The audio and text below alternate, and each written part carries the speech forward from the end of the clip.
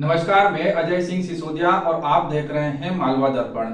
जन आशीर्वाद यात्रा पर पथराव को लेकर कांग्रेस के पूर्व मंत्री नरेंद्र नायडा ने क्या कहा, आइए सुनते हैं। प्रश्न इस बात का है कि वहाँ जहाँ सारे लोग इकट्ठा थे गांव के, वहाँ कांग्रेस के भी लोग थे और बीजेपी के भी लोग थे, और वो सब मिलकर विधायक जी को अपनी बात कहना चाहते थे। विधायक जी उनसे बात करने को भी तैयार नहीं थे, और विधायक जी वहाँ अपनी गाड़ी से उतरने को नीचे तैयार नहीं थे जब, और वो तो इनका स्वागत कर रहे थे, वो साफे और हार और सब लेके खड़े थे, और पूरा गांव था, कांग्रेस के भी लोग थे।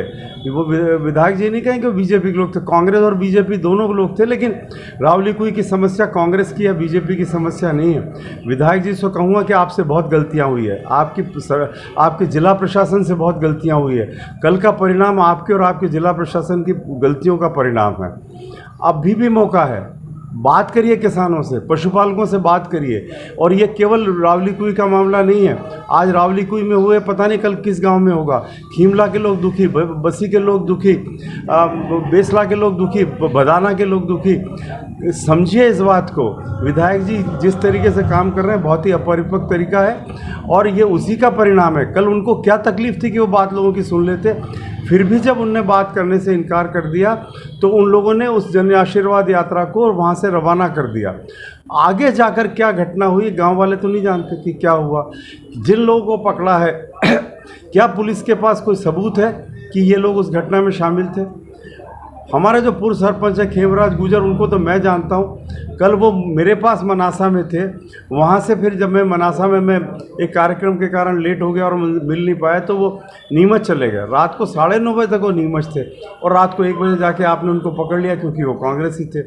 वातावरण को बिगाड़िए मत, बात को बिगाड़िए मत। जो गलती हो गई वो हो गई। आज भी बात को संभालिए। और सब लोगों से, लोग अभयारण्य से दुखी हैं, लोग ग्रीन को से दुखी हैं, लोग दिलीप बिंडकॉन से दुखी है। गांव के लोगों की समस्या को समझिए और उसका हल निकालने की कोशिश कीजिए। और कल प्रदेश भाजपा के अध्यक्ष वी.डी. शर्मा जी ने कहा है कि ये कांग्रेस के गुंडे थे। अगर पूरा रावली कुई कांग्रेस के गुंडों का है तो मैं समझता हूं कि वी.डी. शर्मा जी, उनको पता ही नहीं है कि भोपाल में बैठकर कि यहाँ की क्या परिस्थितियाँ हैं। मैं उनको हाथ जोड़ के कह रहा हूँ कि आप आइए, गांव के लोगों के साथ बैठिए, बात करिए, उनकी समस्याओं को समझिए, और समझिए कि किस तरह से आपकी सरकार ने इन कंपनियों, या आपकी सरकार इन कंपनियों के हाथ में खेल रही है। अभयारण्य आए हम स्वागत करते हैं, ग्रीन को आए हम स्वागत करते हैं, दिलीप बिल्डकॉन आए हम स्वागत करते हैं, पर ऐसा विकास हम क्या करें जिसमें पूरा रामपुरा पठार बर्बाद होगा। और अगर रामपुरा पठार बर्बाद होगा तो रामपुरा शहर के पास फिर और कौन सा व्यापार का तरीका बचा? तो रामपुरा शहर भी बर्बाद करोगे।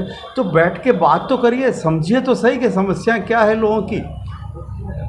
3-3 किलोमीटर आपने अभयारण्य की सीमा बढ़ा दी। किस आधार पे अभयारण्य की सीमा को आपने 3 किलोमीटर बढ़ाया? बार बार आप अब सीमा को बढ़ाते चले गए, और अब जाली आपने वहाँ लगा दी, तो किसान जाए कहाँ? तो जो सबसे बड़ी बात है वो ये है कि संवाद टूट गया, प्रशासन बात करने को तैयार नहीं। मैंने कल केवल एक कार्यकर्ता के ये कह देने पे कि जन आशीर्वाद यात्रा का हम विरोध करेंगे, ये लोकतंत्र है भैया, इसमें इतना कहने का भी अधिकार हमें नहीं बचा। उसको थाने में बुला लिया, रामपुरा थाने में, और उसके साथ जितने कांग्रेस के लोग गए सबको रामपुरा थाने में बिठा दिया गया। ये कौन सा लोकतंत्र हो रहा है, और ये कौन सा तरीका हो रहा है समस्याओं के समाधान करने का? तो मेरा यही कहना है, मैं न तो इसका राजनीतिकरण चाहता हूँ, न मैं हिंसा का समर्थन करता हूँ, लेकिन लोगों की बात को सुनने की का हौसला भी बनाइए, लोगों से की बात को सुनिए। ये शांतिप्रिय लोग हैं। मैं 38 साल से मनासा में काम कर रहा हूँ, कभी रावली कुई के लोगों का ऐसा रिकॉर्ड नहीं रहा है कि जो इस तरह की कल की घटना होती।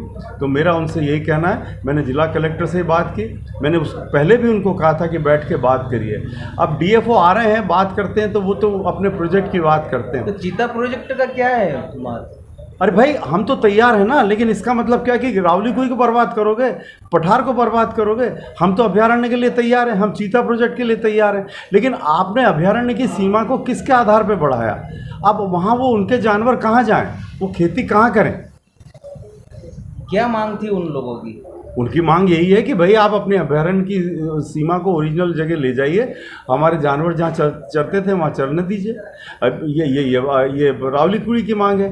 खीमला की मांग है कि हम गांधी सागर के विस्थापित थे, हमें सरकार ने इलाके बसाया, अब आप हमें वहीं पे आप अतिक्रामक कह रहे हो।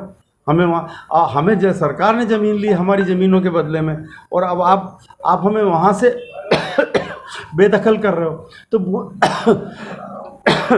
किसके लिए विकास कर रहे हो? ये पूरा का पूरा रामपुरा पठार बर्बाद हो रहा है। कितने टाइम से ये लोग इसके लिए मांग कर रहे थे? 6 महीने से तो ये और मैं हम साथ साथ लगे हुए हैं। न अधिकारी बात करने को तैयार है, न फॉरेस्ट के लोग बात करने को तैयार है, न जिला प्रशासन बात करने को तैयार है। ये लोग 300 लोग नीमच गए रावली कुई के, किसने बात की? उन्होंने कहा 2 दिन में बात करेंगे। क्या हुआ 2 दिन बाद? किसी ने जवाब दिया? किसी ने कोई जवाब नहीं दिया।